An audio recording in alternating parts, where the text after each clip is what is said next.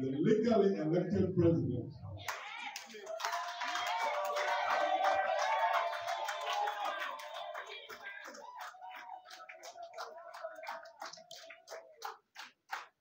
The legal elected president by the majority of the Ugandan people.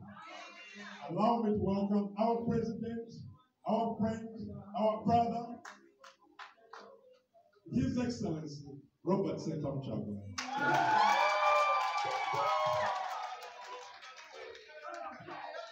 Thank you. Thank you. Nze mbasaba tuwe mu kwange tonaye nga tulowooza ng'abakulu. Twewale n'okuyiga obuyisa bw'abo abakuze abanjudde omululu. Tuteme n'empende ezikuza eggwanga eppya lino erijjudde amabago. Saba mwejjukize emitima mwe Uganda ne Uganda. Kiddemu kyogere nti ffe Uganda. Aba muno bakuliraanye nti ffe Uganda. Kiddemu kimugambe ffe Uganda. We are the country, we are the future, we are the children badly. We are the youngest population in the world, we stand a chance. We are the leaders of the future and the future is. We are the leaders of the future and the future is. We are the leaders of the future and the future is today. If we only come together, we can change our destiny. Thank you. People power! People power! Our power! People power! Our power! Thank you very much, ladies and gentlemen. Please take your seats. Thank you. What a pleasure. What a pleasure to be with you, brothers and sisters. God is good and all the time. Our Muslim brothers and sisters, Assalamu alaikum wa rahmatullahi wa barakatuh. I'm very glad. I hope I'll be able to speak in English all through. I know we come from different ethnicities, different backgrounds, we speak different languages. But because it's called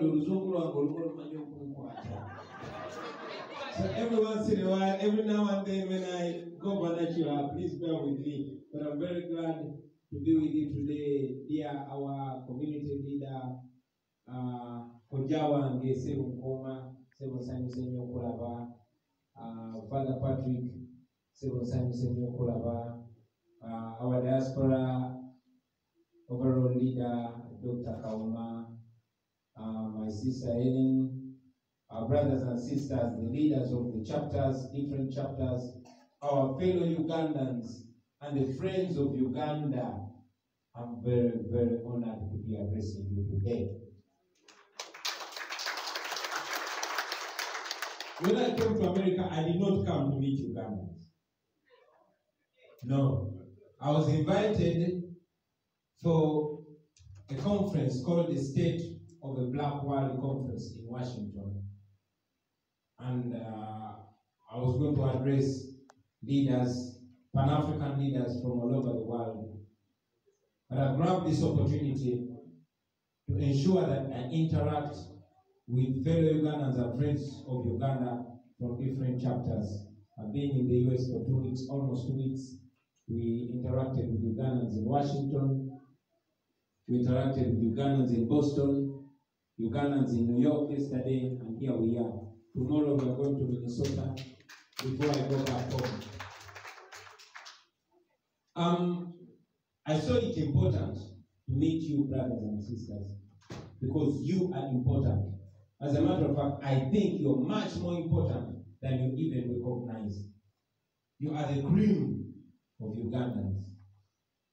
Each Ugandan I see in the diaspora, and particularly here in America, I see you represent more than 1,000 Ugandans. practically, financially, but most importantly, ideologically. You guys support so many Ugandans. You support Ugandans in your different families. But most importantly, you are the guys that supported our campaign. We never lacked anything. We never lacked food. We never lacked fuel. We carried out a superb campaign. And I'm glad to once again report to you that we won the election. So I'm not addressing you. The last time I was here, it was a concert. Did I ever perform here? No, 2019. Yeah. The last time I was in the US, I'd come to perform, to make money as an artist. I'm here to address you as the president of Uganda. Nobody contends that, not even General Museveni. But again, I'm addressing you as your servant. Because for us, we believe in servant leadership. It is very important that we interact with Ugandans, not only those that are in the country, but you that are not in the country. Like my sister said, many of you, majority of you, are not here because you want, but because this is a country that provides what your minds deserve. I always say that we are first world citizens stuck in a third world country. It's not a third world country because it's poor. No, Uganda is not poor. Uganda is rich. Africa is rich, but Ugandans are poor. That and more is caused because of the leadership failure that is back home. So I find it important to connect with you, ladies and gentlemen, so we get to discuss our country, the past, the present, and the future. Most importantly, the future. All of you here, many of you are young, but there's going to come a time when you're 50, 60, 70. What kind of country are you going to go back to? Or even before you go back, what about the people that stayed home? So these and more are some of the things that I wanted us to discuss. I'm privileged to be talking to you because we cannot do this home. We cannot do this in our country. I was elected by millions of people to represent them, but I cannot be allowed to talk to the people of Uganda. No, I cannot. There are even laws that prohibit us from meeting to discuss the future of our country. You can meet 1,000 people, 10,000 people, 100,000 people if you're meeting to get drunk and party the night away. But if you're meeting to discuss the future of Uganda, you are breaking the law. You are not allowed to meet 5 people unless the Inspector General of Police gives you permission. That is where we are.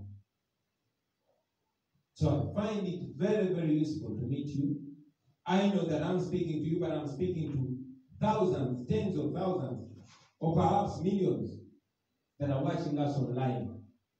This is the only opportunity that I get to send out this message and to interact with fellow Ugandans because we cannot meet at home. The last time our members of parliament tried to meet people, you saw what happened. My brother Nyanzi is now crippled because he tried to lawfully meet our members. Honorable Susan Mugabe is in hospital. She was thumped by male soldiers and police officers. What is her crime? Meeting people that she represents in parliament. Just the other day, other female members of parliament, like I'm sure you've been watching, were humiliated on the streets because they dared to peacefully, non-violently, and unarmed express their dissatisfaction with the impunity that's going on home. So that is where we are, my brothers and sisters. Why do I need you? It's important that you don't just see me on social media or hear us from afar. Like I said, the last time, many of you saw me physically. I was an artist. We were dancing the night away. I was making some money. I like to make money. I like to party. So, what makes me cut off my hair and put on these suits and come to talk to you in a formal way? I come to explain to you, brothers and sisters, that we are not in these things because we like them. We are trying to save our country. We are trying to change fortunes back home. These things that we are doing, my father should have done them. But because he did not, I am condemned to do them. And if I don't do this, I'll be condemning my children, my sons and daughters to do it. What are we about? We started out as the people power movement. People power is about restoring power to the people of Uganda. It's about making the people of Uganda, enabled to hold leaders accountable, like it is here in America.